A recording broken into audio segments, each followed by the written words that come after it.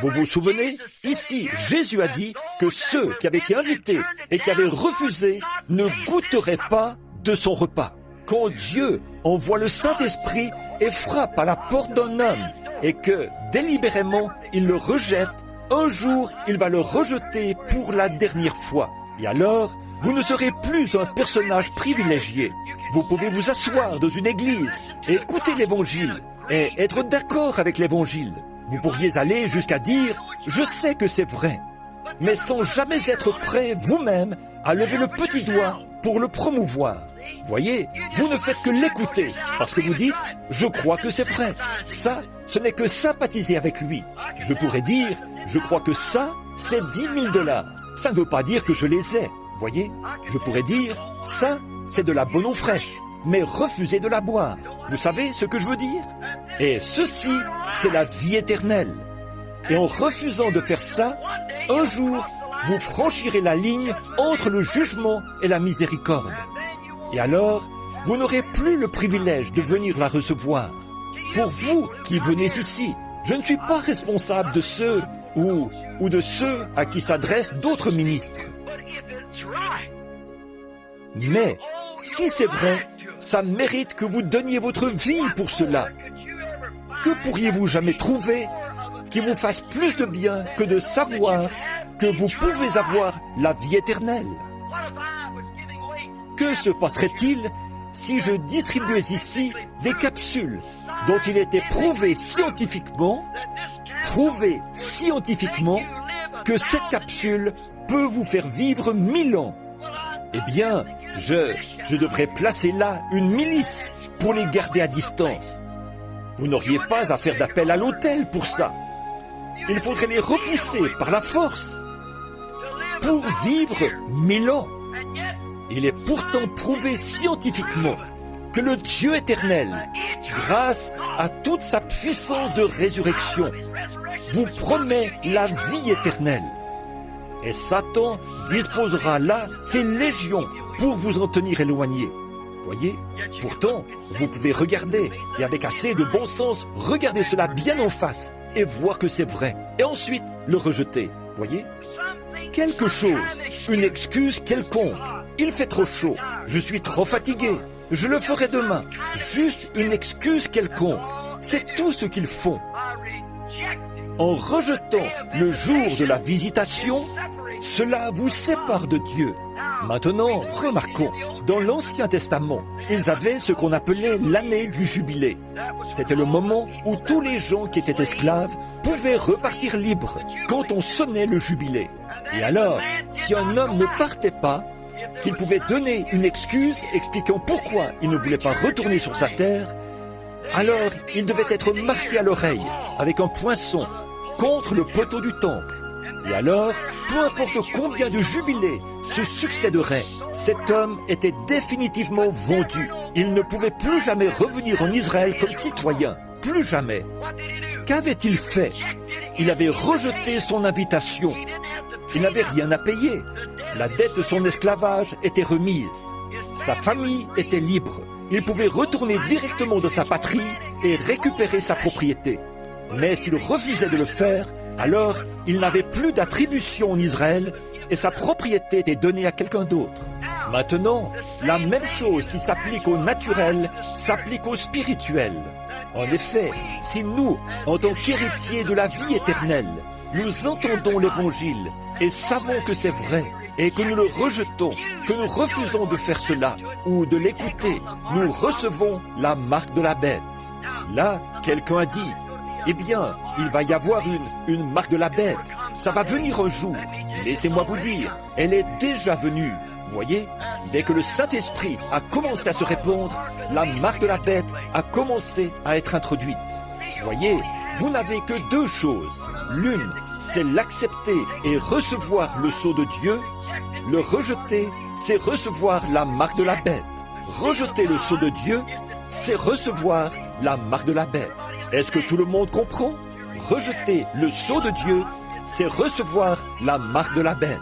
Car la Bible dit, tous ceux qui n'étaient pas scellés du sceau de Dieu reçurent la marque de la bête. Quand la trompette sonnait, tous ceux qui voulaient partir libres pouvaient le faire. Ceux qui ne le faisaient pas étaient marqués. Maintenant, vous voyez, la marque de la bête, si nous en parlons au futur, c'est lorsqu'elle sera manifestée, lorsque vous vous rendrez compte que c'est ce que vous avez déjà fait. Voyez?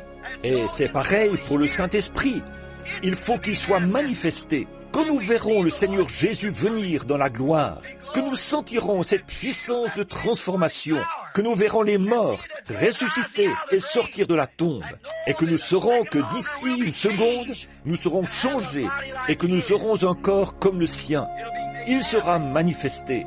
Alors, nous verrons que ceux qui l'ont rejeté seront laissés en bas, à l'extérieur. Jésus n'a-t-il pas dit que les vierges étaient sorties pour aller à la rencontre de Christ? Certaines d'entre elles se sont endormies à la première veille, la seconde, la troisième, la quatrième, la cinquième, la sixième, jusqu'à la septième veille. Mais à la septième veille, ce son se fit entendre. Voici l'époux vient, sortez à sa rencontre. Et celles qui dormaient se sont réveillées. Tous les âges précédents, jusqu'à la Pentecôte, elles se sont réveillées. Voyez, depuis le septième âge de l'Église, tout du long jusqu'au point de départ, elles se sont réveillées. Et celles qui étaient vivantes dans cet âge-ci de l'Église ont été changées et elles sont entrées. Au moment précis où elles entraient, les vierges endormies sont venues et ont dit « Nous voulons acheter de votre huile ». Mais elles ont dit « Nous en avons juste assez pour nous. Allez chez ceux qui en vendent. » Et pendant qu'elles essayaient de recevoir cette huile, l'époux arriva. Il n'y a jamais eu de temps dans l'histoire du monde où les épiscopaliens, les baptistes, les méthodistes, les presbytériens, les journaux en sont remplis. Les journaux religieux louent Dieu de ce que ces vierges endormies essayent maintenant de recevoir la Pentecôte, essayent de recevoir le Saint-Esprit. Mais les gens ne se rendent-ils pas compte que ça ne se produira pas selon la parole de Dieu? Pendant qu'elles essayaient de revenir, l'époux arriva et enleva l'épouse, et elles furent jetées dans les ténèbres du dehors, comme jugement, parce qu'elles avaient rejeté leur invitation. Tous les peuples sont invités à venir. Dieu, dans chaque âge, a envoyé sa lumière, et elle a été rejetée. Et maintenant, aujourd'hui, ce n'est pas différent d'un autre temps, de rejeter le jour de la visitation. Quand Dieu fait une visite à l'Église et aux gens, recevez-la à ce moment-là. Ne remettez pas à l'année suivante, au réveil suivant. C'est maintenant l'heure. Aujourd'hui, c'est le jour du salut. Et souvenez-vous, Dieu n'a jamais envoyé de message à n'importe quelle époque sans le confirmer par le surnaturel. Jésus lui-même a dit « Si je ne fais pas les œuvres de mon Père, alors ne me croyez pas. Mais si je fais les œuvres, croyez les œuvres. Si vous ne pouvez pas me croire moi, quand vous le voyez clairement présenté et manifesté.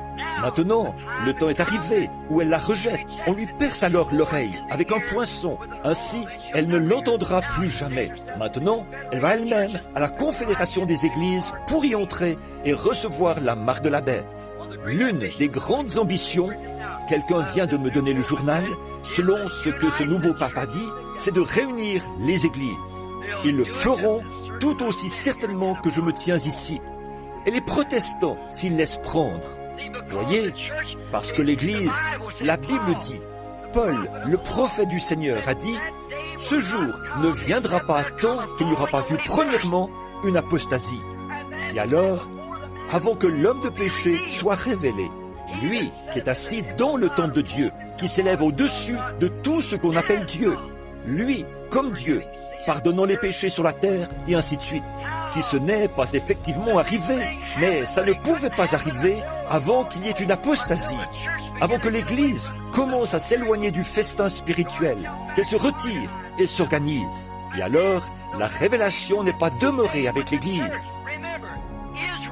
Souvenez-vous, Israël marchait jour et nuit par la colonne de feu. Quand cette colonne de feu bougeait, il bougeait avec elle. Et souvenez-vous, c'était un feu la nuit et une nuée le jour. Donc, ça pouvait venir le jour ou la nuit, n'importe quand. Mais partout où elle se trouvait, une expiation était faite pour qu'il ne soit pas empêché de la voir. C'était une lumière la nuit et une nuée le jour. Et il la suivait.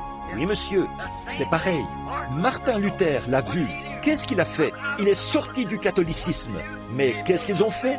Ils ont construit une petite barrière tout autour. Ils ont dit, nous sommes luthériens. Voilà, c'est ça. Ensuite, Wesley l'a vu s'éloigner de là. Il est parti. Qu'est-ce qu'ils ont fait? Ils ont construit une petite barrière là autour. Ils ont dit, voilà, c'est ça. Qu'est-ce que la lumière a fait? Elle a continué à avancer de nouveau. La Pentecôte l'a vu. Qu'est-ce qu'ils ont fait? Ils sont sortis des Wesleyens et des Nazaréens, et ainsi de suite. Qu'est-ce qu'ils font? Ils construisent une petite barrière là autour, qui s'appelle « Nous sommes unitaires » et « Nous sommes trinitaires » et « Nous sommes les Églises unies » et tout ceci. Qu'est-ce qu'il a fait? Dieu en est sorti directement, voyez?